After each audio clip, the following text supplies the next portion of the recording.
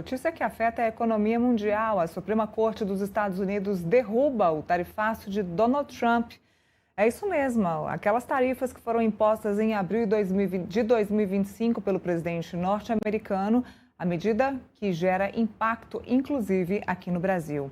A Suprema Corte dos Estados Unidos considerou ilegais hoje as tarifas globais impostas pelo presidente Donald Trump. A decisão trata das chamadas taxas recíprocas, adotadas em abril de 2025 como parte da estratégia comercial do republicano. O tribunal analisou uma ação movida pelas empresas que foram afetadas pelas medidas e por 12 estados norte-americanos. Por 6 votos a 3, os ministros entenderam que o presidente violou a legislação federal ao impor de forma unilateral tarifas de amplo alcance sobre parceiros comerciais dos Estados Unidos. Essa decisão é um revés para a Casa Branca ao atingir os pilares da política externa e da agenda de Trump, marcada pela defesa de barreiras comerciais e também aquele instrumento de pressão diplomática. A derrubada do tarifaço também afeta o Brasil. Para você que não lembra do histórico, lá em abril do ano passado, Donald Trump impôs tarifas de 10% aos produtos brasileiros e, em julho, anunciou uma taxa extra de 40%, o que totalizou 50% para exportações do país, justificando que o Brasil é superavitário nas relações comerciais com os Estados Unidos, quando, na verdade, é o contrário, o país é deficitário na balança comercial.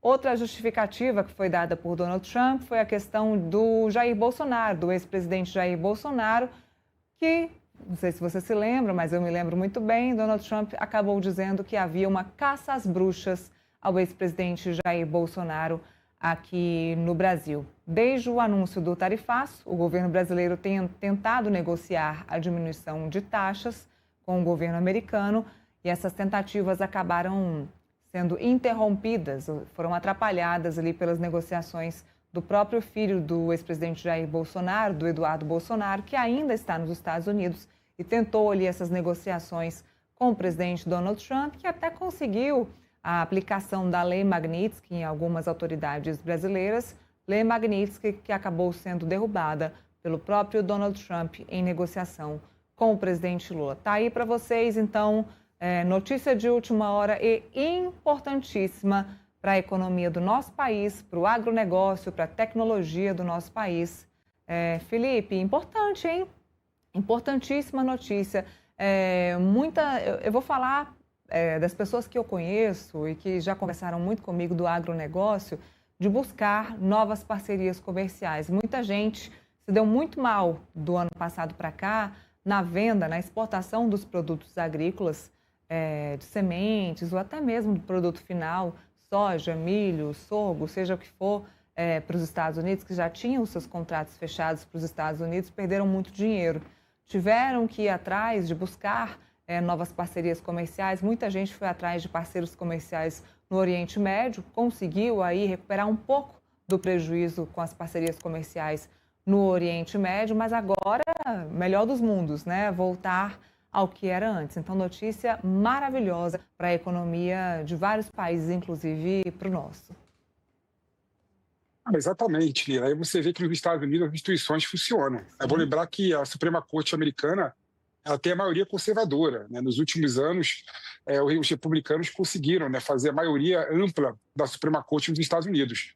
Então, a composição conservadora republicana da Suprema Corte viu a ilegalidade no tarifaço do Trump.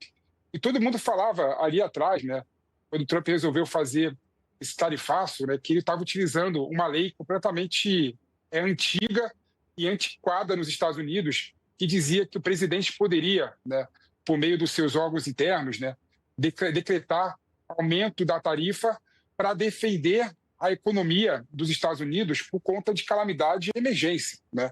E o Trump utilizou essa prerrogativa de forma completamente genérica, né, de forma completamente ampla e restrita, né, falando no caso do Brasil, que era por conta da falta de democracia, falando por conta da China, que era por conta do superávit primário que a China exercia em relação aos Estados Unidos. Ou seja, cada lugar diferente, ele dá uma justificativa para o tal tarifaço.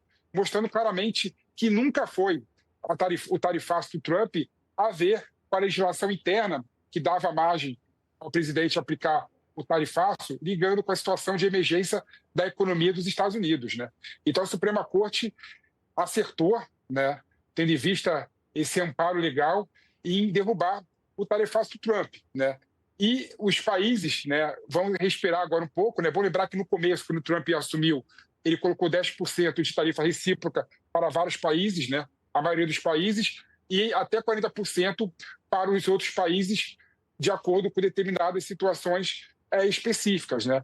E agora a economia do Brasil, relacionada com alguns setores, né, especialmente do agronegócio, vai conseguir respirar melhor. Agora, o problema é que o dano da economia causado pelo tarifaço do Trump há mais de ano, né, não vai voltar atrás, né? Infelizmente, o dano da economia, o dano na ordem mundial que o Trump causou, né, em desequilibrar aquela ordem mundial de livre comércio da China, dos Estados Unidos e da União Europeia, um mundo mais equilibrado, né? Ele sofreu um baque que dificilmente vai respirar novamente, né? E o Trump agora vai ter que buscar outra alternativa para o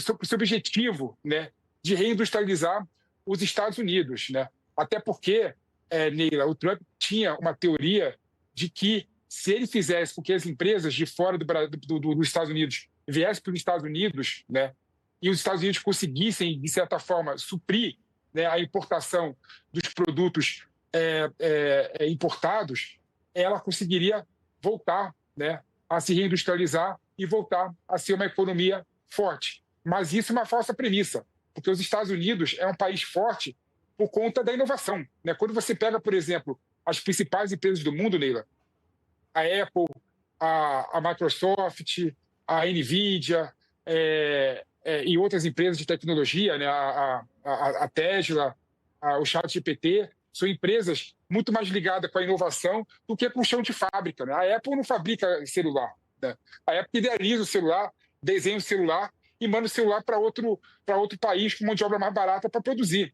Então o Trump, infelizmente, está se apegado ao passado e esquece que a força dos Estados Unidos está exatamente na abertura do mercado e no poder da inovação, e menos na questão da industrialização, como era na década de 40 e 50.